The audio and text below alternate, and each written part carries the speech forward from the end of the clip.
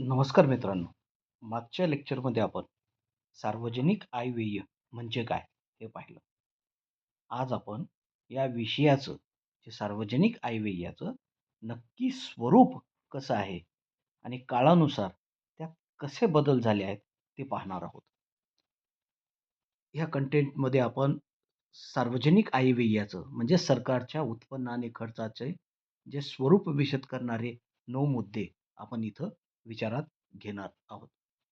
बघा मित्रांनो, सार्वजनिक आयव्यय म्हणजेच सरकारी अर्थकारणाची माहिती देणं. सार्वजनिक आयव्ययामध्ये अभिप्रेत आहे. हा सार्वजनिक आयव्ययाचा अभ्यास विषय आहे आणि आज ते फार महत्त्वाचं झालेलं आहे. कोणत्याही आधुनिक सरकारला 2 महत्त्वाची कामं असतात. 2 प्रकारची. एक बंधनकारक असतं काम, ज्याच्यामध्ये सरकारला ती कामं करावीच लागतात. जसं की देशाचं संरक्षण करणे परकीय शत्रूपासून. आणि त्यासोबतच सरकारला अंतर्गत कायदा आणि सुव्यवस्था ही सांभाळावी लागते. त्यासाठी खर्च होत असतो. ही कामं तर बंधनकारक आहेतच मित्रांनो. पण दुसरं एक आहे, की सरकारची काही वैकल्पिक कामं आहेत, ज्यांना आपण कल्याणकारी कामं म्हणतो. ज्याच्यामध्ये देशातील जनतेच्या शिक्षणाची व्यवस्था करणे, त्यांचं आरोग्य कसं चांगलं राहील याची काळजी घेणे आणि त्यांना इतर सेवा सुविधा पुरवणे जनतेला. हे सरकारचं काम आहे. ते कल्याणकारी काम आहेत. तेही सरकारला करावे लागतात. आजच्या काळात सरकारचं स्वरूप, सरकारचा उद्देश हा कल्याणकारी राजव्यवस्थेचा उद्देश आहे. सरकार काही राज्य करण्यासाठी आलेलं नाहीये. सामान्य लोकांचं हित जोपासणे हे सरकारचं काम आहे आणि हे सगळे कामं त्यामुळे सरकारला करावी लागतात आणि त्यासाठी पैशाची आवश्यकता लागते, निधीची आवश्यकता लागते. सरकारला मोठ्या प्रमाणामध्ये पैशाची गरज असते. सरकार हा पैसा कुठून आणतं? सरकार हा पैसा जनतेकडूनच विविध मार्गाने गोळा करते आणि तो पुन्हा जनतेसाठीच खर्च करते. ही गोष्ट फार महत्त्वाची आहे. जनतेकडून गोळा करणं आणि पुन्हा तो पैसा जनतेच्या हितासाठीच खर्च करणं, हे महत्त्वाची गोष्ट याच्यामध्ये आहे आणि त्यामुळे सरकारच्या या पैसा उभा करण्याच्या आणि तो खर्च करण्याच्या अभ्यासालाच आपण सार्वजनिक आयव्यय असं म्हणतो. है ना? ही महत्त्वाची आहे आणि त्यामुळे ही विद्याशाखा अर्थशास्त्रामधली सगळ्यात महत्त्वाची आपल्याला सांगता येते. मग सार्वजनिक आयव्ययाचं जे स्वरूप आहे, ते आपण खालील मुद्द्यांवरून बघून घेऊ. पहिलं तर सार्वजनिक आयव्ययाचं म्हणजे सरकारी उत्पन्न आणि खर्चाचं, ज्याला इंग्लिशमधून आपण पब्लिक फायनान्स असं म्हणतो. है ना? त्याचं त्याचं जे स्वरूप आहे, ते लोककल्याणकारी स्वरूप आहे. कारण त्याची उद्दिष्ट त्याच्यामागची उद्दिष्ट ही लोककल्याणकारी आहेत. पूर्वीच्या काळी सरकारचं काम खूप मर्यादित होतं. कारण जेव्हा अर्थशास्त्राचं जे मांडणी करण्यात आली ॲडम स्मिथ यांनी अर्थशास्त्र मांडलं, तेव्हा त्यांनी निर्हस्तक्षेपाचं धोरण स्वीकारलं. सरकारने अर्थव्यवस्थेत हस्तक्षेप करू नये असं म्हणलं आणि त्यामुळे सरकारची कामं मर्यादित झालेली होती. म्हणजेच फक्त परकीय आक्रमणांपासून देशाचं संरक्षण करणे आणि अंतर्गत शांतता राखणं एवढंच सरकार बघायचं. यालाच आपण आजच्या भाषेत पोलीस राज्य म्हणतो, है ना? पण आज काळ बदललाय मित्रांनो, हो की नाही?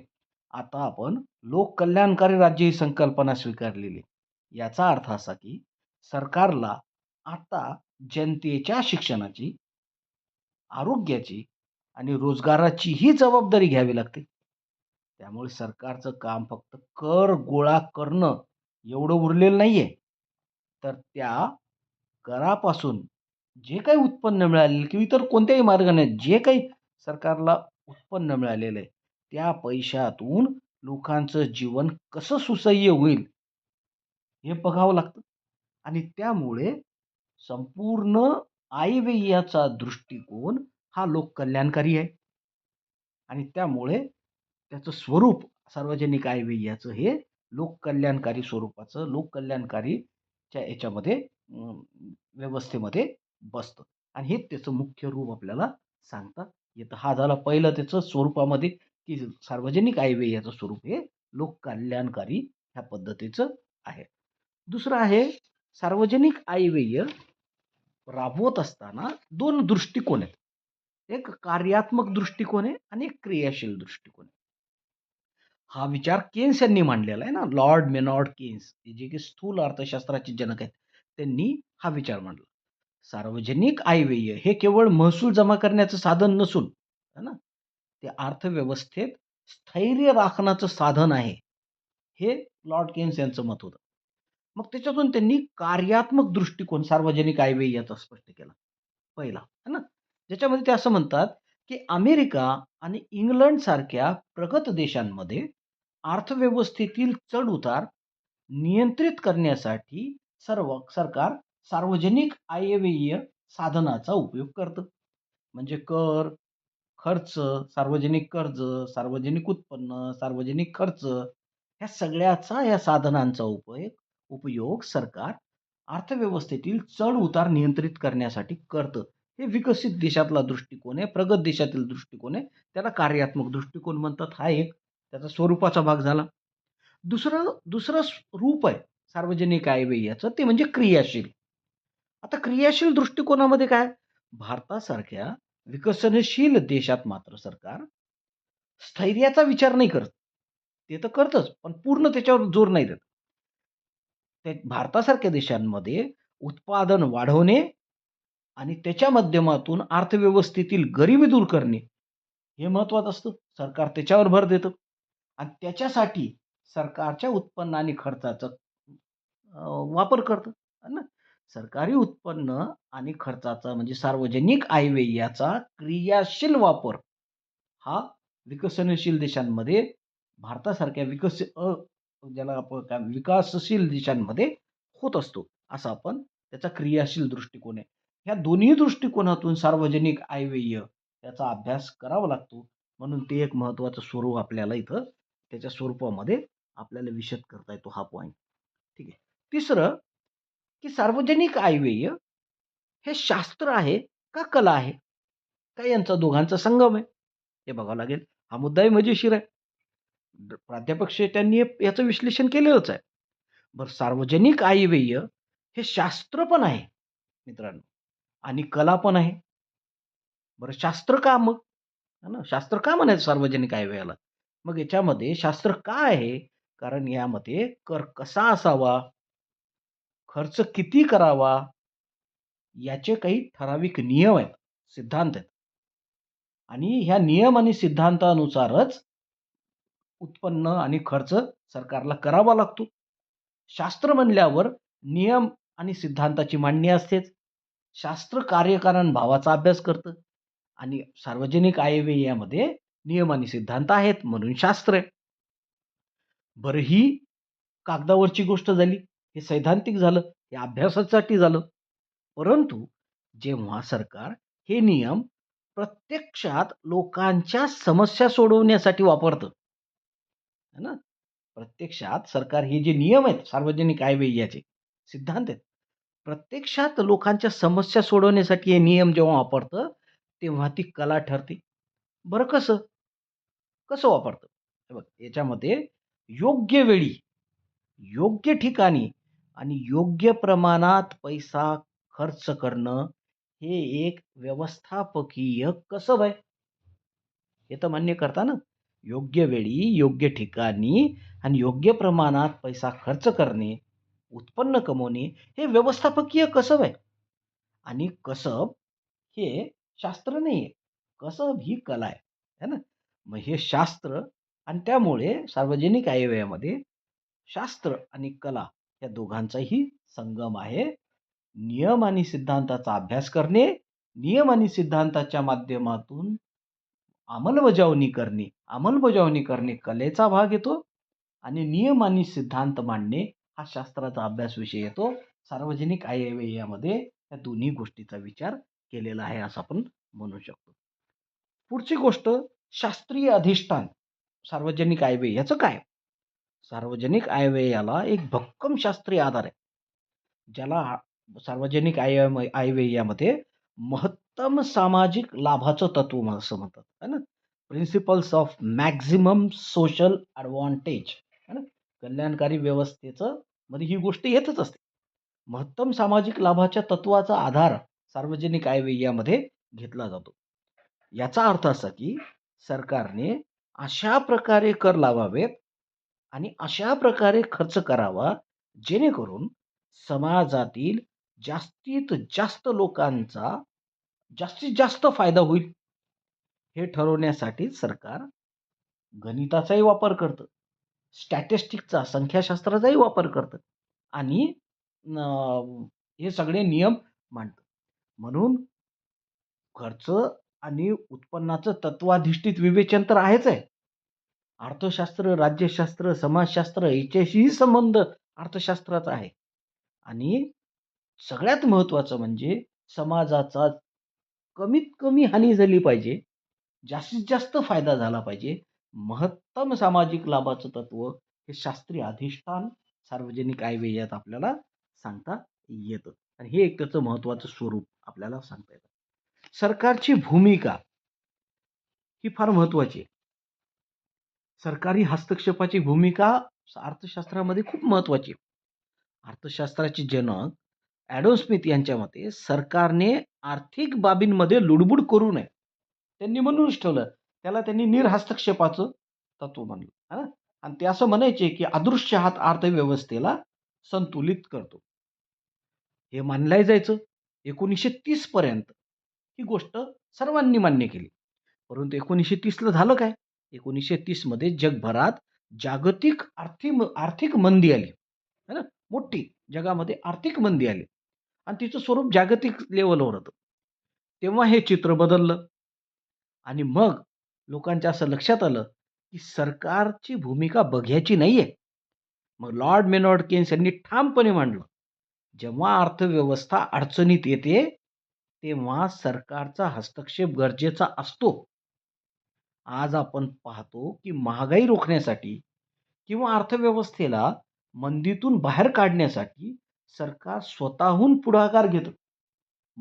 खूप महागाई असेल, तरी सरकार हस्तक्षेप करतं आणि एकदम भाव घट झालेली असेल, अर्थव्यवस्थेमध्ये बेकारी असेल, मंदी असेल, तेव्हाही सरकार पुढाकार घेतं. म्हणजेच सार्वजनिक आयव्यय आता फक्त बजेट मांडण्यापुरतं महत्त्वाचं नाहीये. तर सार्वजनिक आयव्ययामधला अनेक साधनांचा वापर करून सरकार अर्थव्यवस्थेला स्थिर करण्याचं, अर्थव्यवस्थेतील समस्या सोडवण्याचं, अर्थव्यवस्थेतील तेजी-मंदीला नियंत्रित करण्याचं काम करतं आणि त्यामुळे सरकारची भूमिका खूप व्यापक झालेली आपल्याला दिसून येते. ठीक आहे मित्रांनो, पुढचं घेऊ. बघा सार्वजनिक आयव्ययाचा वित्त व्यवहाराचा केंद्रबिंदू व्यापक झालेला आहे. आज आपण बघतो, की एका कुटुंबाचं सुद्धा उत्पन्न आणि खर्च असतं. तर सरकार तर सरकार आहे. मग ते केंद्र सरकार असू, राज्य सरकार असू, की स्थानिक सरकार असू, प्रत्येक सरकारचे उत्पन्न आणि खर्च आहे आणि त्यामध्ये संतुलन आवश्यक आहे. आणि त्यामुळे कारण उत्पन्न कसं गोळा करायचं आणि कसं खर्च करायचं हे तिन्ही लेव्हलवर केंद्र, राज्य आणि स्थानिक लेव्हलवरही होतं आणि त्याचा प्रभावही जनतेवरही पडत असतो, सरकारवरही पडत असतो. म्हणून वित्त व्यवहाराचा केंद्रबिंदू हा सार्वजनिक आयव्ययाचा एक प्रकारच्या स्वरूपामध्ये आपल्याला त्याचा विचार करावा लागतो. पुढचं सार्वजनिक आयव्ययाची एक समृद्ध शाखा आहे. समृद्ध का म्हटलेलं आहे मित्रांनो याला? समृद्ध याच्यासाठी म्हटलेलं आहे, की याच्यामधलं उद्दिष्ट सामाजिक कल्याणाचं उद्दिष्ट आहे. महत्तम सामाजिक कल्याणाचं उद्दिष्ट आहे. आणि त्यामुळे भूतकाळात झालेल्या चुका पुन्हा वर्तमान काळात होऊ नयेत आणि भविष्य काळात होऊ नयेत याचा विचार याच्यामधून होत असतो. हे शिकवतच त्याच्यासाठी की मागचा कर लावला होता. त्या कराचे काय परिणाम झाले? लोकं लोकं नाराज झाले का? लोकांना त्रास झाला का? पुन्हा अशा पद्धतीचे कर नको लावायला हे सरकार ह्या अभ्यासातून शिकतं आणि त्याच्यातूनच एक व्यवस्था निर्माण होते. मित्रांनो तुम्ही लक्षात घ्या, सरकार अनेक सॅटेनिक टॅक्सेस लावतो. शैतानी कर म्हणतो त्याला, राक्षसी कर लावतो. कोणत्या वस्तूवर? सिगारेटवर, मादक पदार्थांवर सरकार खूप मोठ्या प्रमाणात कर लावतो, जे की नॉर्मल करापेक्षाही खूप मोठं असतं. का लावतं सरकार? कारण की सरकारचा उद्देश हा असतो, की लोकांनी कमीत कमी सिगारेट प्यावी आणि ती लोकांच्या उत्पन्नाच्या बाहेर असावी. उत्पन्न कक्षेच्या बाहेर असावी. म्हणून त्या वस्तूंना सरकार महाग करत जातं. सरकारचा उद्देश त्याच्यापासून उत्पन्न प्राप्त करणे हा नसतो. म्हणून ही शाखा समृद्ध आहे. ती लोकांच्या कल्याणाचा विचार करते. म्हणून हे एक स्वरूपामध्ये आपल्याला सांगता येतं. पुढचं हे जे अभ्यास विषय आहे. सार्वजनिक आयव्यय हे विश्लेषणात्मक आहे. इथं प्रत्येक गोष्टीचं विश्लेषण आहे ना. सरकारच्या वित्त व्यवहारावर सगळ्यांचं लक्ष आहे. आणि सरकारला डिटेलमध्ये सांगावं लागतं. कराचं विश्लेषण करावं लागतं, खर्चाचं विश्लेषण करावं लागतं, सार्वजनिक कर्जाचं विश्लेषण करावं लागतं, अनुदानाचं विश्लेषण करावं लागतं. सरकार प्रत्येक गोष्टीचा अभ्यास करतं आणि त्याचं विश्लेषण करतं आणि ही सगळी जी आर्थिक घडामोड आहे, ती लोकांना समजून सांगावी लागते. कारण पैसा लोकांचा आहे. सरकारनी लोकांकडून पैसा घेतलेला आहे आणि सरकार लोकांवर खर्च करतं आणि त्यामुळे लोकांची भूमिका इथं जनतेची भूमिका महत्त्वाची असते आणि त्यामुळं आर्थिक घडामोडीचं विश्लेषणही सरकार करतं आणि त्यामुळेच विश्लेषणात्मक स्वरूप सार्वजनिक आयव्यय याचं आलेलं आपल्याला दिसून येतं. बघा मित्रांनो, मी पुन्हा सांगतो, की सार्वजनिक आयव्यय हा कागदावरचा आराखडा नाहीये, लेखाजोखा नाहीये. अंदाजपत्रक आणि अर्थसंकल्प याच्यामधला फरक आहे. अंदाजपत्रक आपणही घरी करू शकतो. का आकड्याची वजाबाकी, बेरीज करू शकतो त्याच्यामध्ये आहे ना. पण अर्थसंकल्प हे संकल्प आहे. सरकारचा दृष्टिकोन संकल्प म्हणजे काय? सरकारचा दृष्टिकोन आहे. सरकार संकल्प व्यक्त करतं, की आम्ही असं करणार आहोत आणि त्यामुळेच तो सरकारच्या आर्थिक धोरणाचा आरसा आहे आणि तो आरसा लोकांच्या पुढे येणं, लोकांना याची जाणीव होणं, हे सरकारच्या दृष्टीने महत्त्वाचं असतं. हे करणं लोकशाही व्यवस्थेमध्ये आवश्यक पण आहे. हे असं केल्याने राष्ट्राचा संपूर्ण आर्थिक विकास होण्यास मदत होते. म्हणून सार्वजनिक आयव्ययाच्या मार्फत सरकार जनतेला कनेक्ट करण्याचा प्रयत्न करते आणि जनतेच्या विकासाची, कल्याणाची कामं सरकार करत असते. म्हणून सार्वजनिक आयव्ययाचं स्वरूप समजून घेणे अत्यंत महत्त्वपूर्ण आहे. धन्यवाद मित्रांनो.